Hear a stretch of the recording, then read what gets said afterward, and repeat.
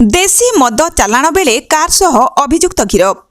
अनुगुल सदर थाना अंतर्गत नतड़ा ग्राम निकटरे पेट्रोल पंप सम्मुख में कार रे देशी मद चालाण बेले माड़ी बसिला अबकारी विभाग।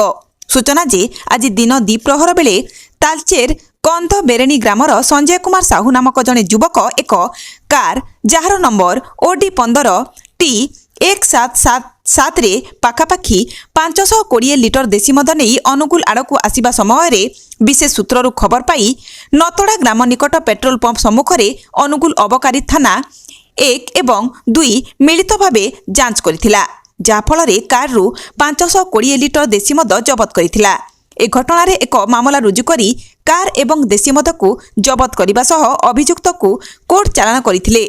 एही जांच बेले इंस्पेक्टर रंभा बाग, OIC रंजिता हरिचंदन, ASI रंजन कुमार साहू, कालंदी चरण साहू एवं अन्य कर्मचारी माने उपस्थित रहिथिले।